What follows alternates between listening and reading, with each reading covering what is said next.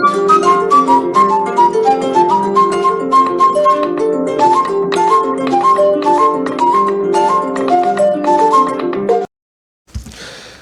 nous rejoignez, merci de votre fidélité. Bienvenue dans cette édition d'information. En séjour de travail au Canada, le ministre du Travail et de la Fonction publique a échangé avec les étudiants guinéens à l'ENAP du Québec, une cinquantaine de nos compatriotes, parmi lesquels des fonctionnaires qui ont décidé de se former dans cette école d'excellence. Devant le ministre, ces étudiants sont revenus sur quelques difficultés qu'ils rencontrent, ainsi que sur les réformes courageuses en cours dans notre pays.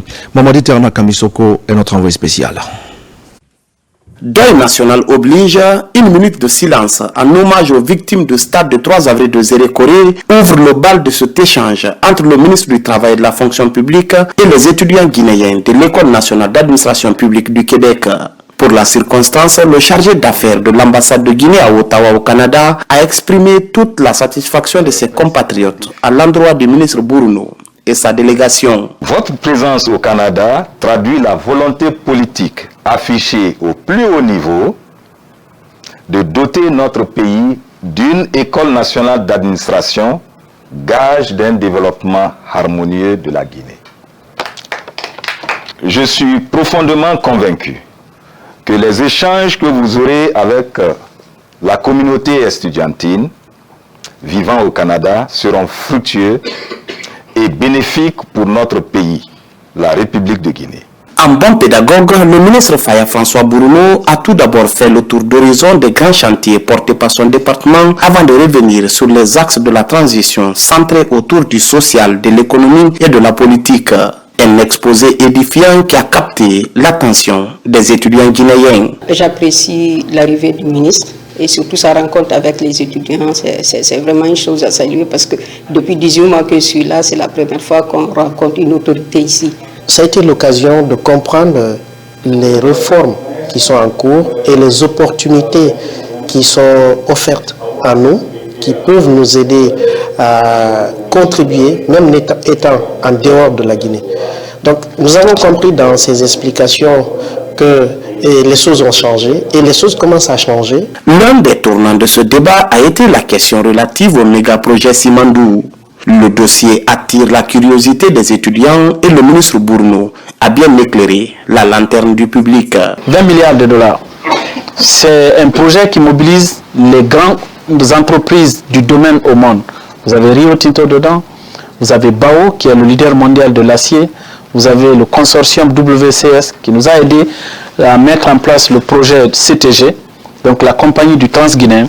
Donc nous avons investi sur les infrastructures où l'État est actionnaire à hauteur de 15%. Le président s'est dit, on exploite la bauxite depuis les années 60, mais ça n'a pas changé la vie des Guinéens. Il faut qu'on tire les leçons de ça.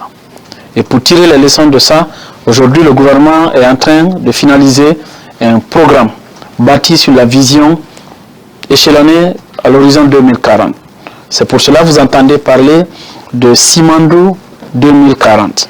C'est différent du projet minier, mais le programme bâti sur la vision 2040, c'est la vision transformatrice de la Guinée, mais en se basant sur les retombées du projet minier Simandou. Les Guinéens du Canada suivent de près l'évolution de la Guinée depuis septembre 2021. Ici, la volonté du président de la République de refonder le pays est vivement soutenue.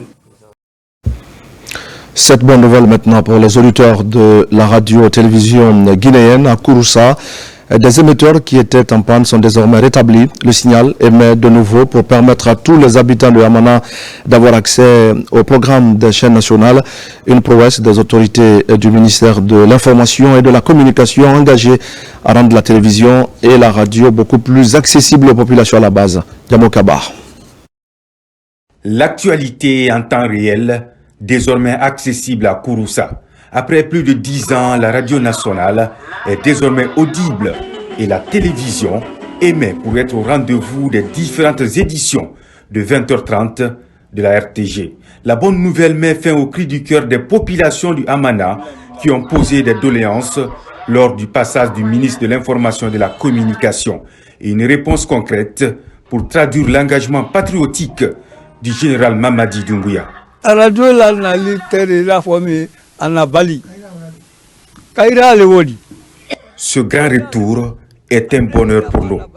Au nom de tout Amana, je formule des bénédictions pour le ministre Fana et le président de la République pour ce grand exploit. Je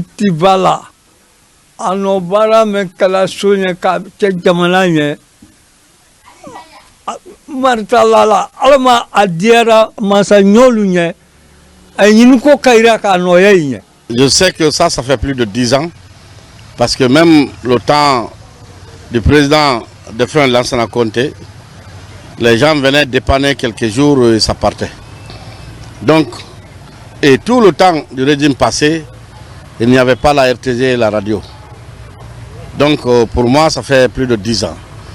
Donc aujourd'hui, réellement la joie est immense. Les moyens techniques sont créés pour permettre à ces émetteurs de fonctionner sans interruption. Des panneaux solaires sont installés pour fournir de l'énergie. Leur capacité, 3500 watts, pour toucher les 14 communes rurales de Kouroussa, 24 heures sur 24. On a relancé la télé et la radio à Kouroussa aujourd'hui. Donc, on a pu faire quelque chose comme travail. On a monté les panneaux solaires, et on a mis les ondulaires des systèmes backup, on a monté les batteries. Donc, le courant est là 24 heures sur 24. La télé marche 24 heures sur 24 et la radio à Kouroussa. À la préfecture, une rencontre est organisée pour expliquer les enjeux des antennes locales. Ce partage équitable a un double avantage: reconquérir les toits et rendre accessible la télévision nationale aux populations locales pour leur permettre de s'enquérir des nouvelles du pays sans mettre la main à la poche. Comme anciennement, on peut remonter une rebobinage simple pour avoir l'image facilement. Et ce qui peut payer aussi encore, les antennes yagi au marché peuvent payer, et tu prends le télécommande seulement, tu prends le menu et envoyer sur le système RFoot comme recherche automatique, ça va prendre la télé facilement. Le code de la télé c'est 223. Quand ça sort le numéro 223 seulement sur la télé, tu as l'image de la télé nationale. À Kouroussa, l'intérêt pour la radio et la télévision nationale s'est ravivé. Une offensive médiatique pour soulager les assoiffés de l'information. Le chef d'orchestre de toutes ces réformes, le ministre de l'Information et de la Communication, Fana Souma, défend les idéaux du président de la République pour permettre aux auditeurs et téléspectateurs des chaînes nationales d'être au rendez-vous de l'actualité. Une politique de proximité qui affiche ses premiers effets. On en vient maintenant à la qualification du système éducatif en Guinée. Les structures déconcentrées du ministère de l'enseignement préuniversitaire viennent de bénéficier d'un important accompagnement. Il s'agit d'engins roulants, d'équipements informatiques et de documents pédagogiques. L'objectif est d'améliorer les conditions de travail en vue d'atteindre davantage de résultats dans la formation des élèves. Abdul Aziz Baldé. Les réformes engagées par le ministère de l'enseignement préuniversitaire touchent tous les secteurs éducatifs. Ce mercredi, près de 100 000 manuels scolaires sont remis à la Direction nationale de l'enseignement secondaire. Bien avant, plusieurs outils informatiques composés entre autres d'ordinateurs, d'imprimantes sont mis à la disposition des élèves porteurs de handicap à l'école Souroumier de Boulbiné.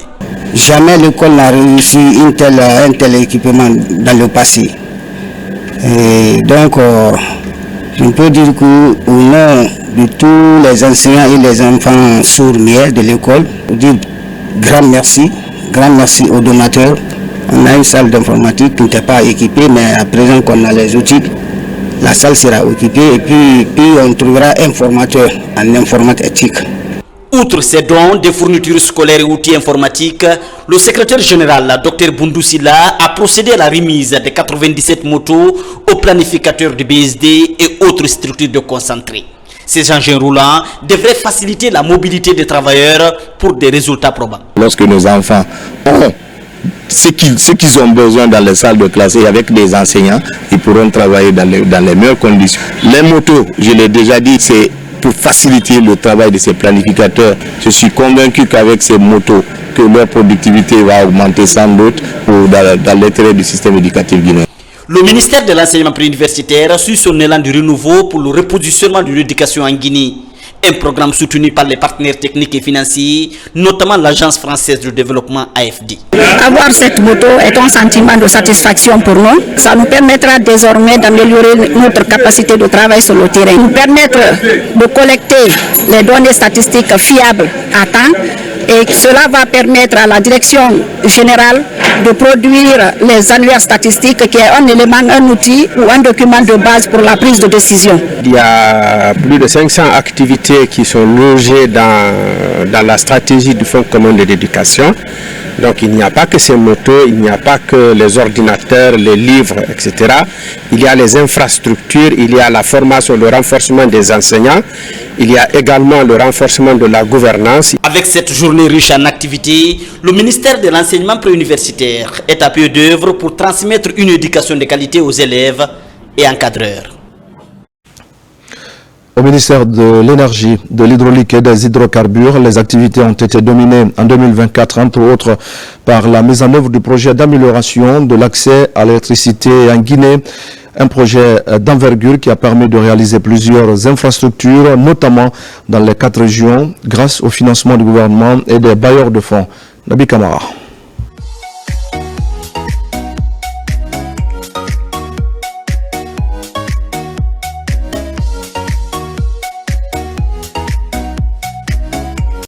Depuis le 5 septembre 2021, date de l'avènement du CNRD, sous la présidence du général Mamadi Doumbouya, le département de l'énergie, de l'hydraulique et des hydrocarbures connaît une transformation significative.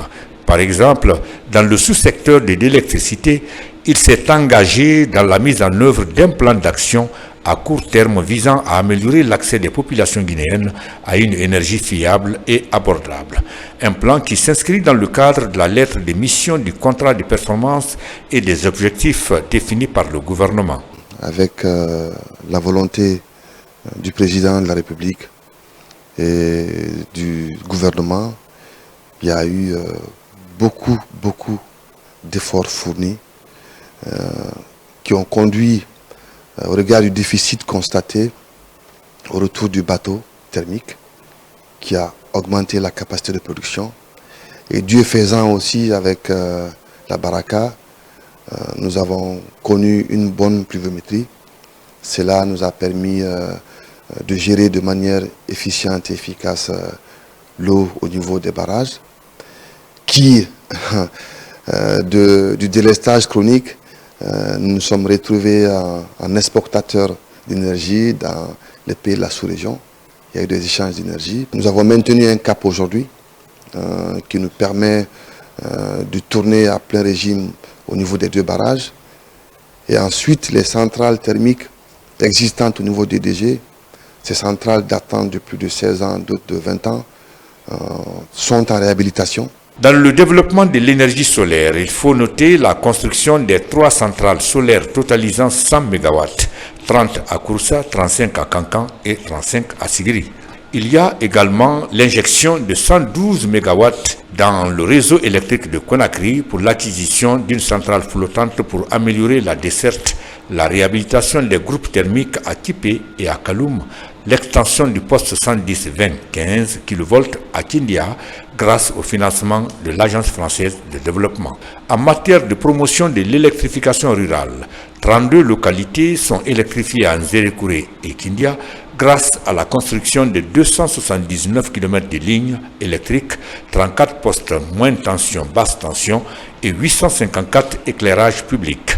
La réalisation de 2 mini-centrales photovoltaïques à Tchengalbori et Bolodou, financées par le programme des Nations Unies pour le développement, l'extension et la modernisation des réseaux électriques de Dubrika, Koya et Mania, la poursuite du projet de réhabilitation et d'extension du réseau électrique de Conakry.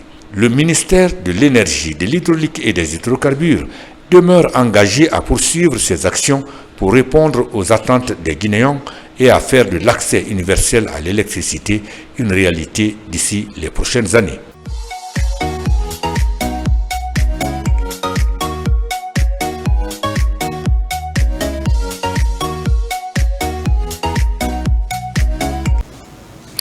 Et puis pour accompagner les initiatives de lutte contre le réchauffement climatique, une campagne de sensibilisation vient d'être lancée à Conakry. Le programme est initié par l'Organisation pour l'éducation environnementale en milieu scolaire et communautaire. La rencontre s'est déroulée à la mosquée Fadiga de Nongo. Marwan Kamara. À la mosquée Fadiga de Nongo, la communauté musulmane se mobilise pour la paix et la protection de l'environnement. À travers les enseignements coraniques, les fidèles musulmans sont sensibilisés sur la prévention et la protection des ressources naturelles. L'initiative est portée par l'Organisation pour l'éducation environnementale en milieu scolaire et communautaire. Actuellement, les problèmes environnementaux sont cruciaux.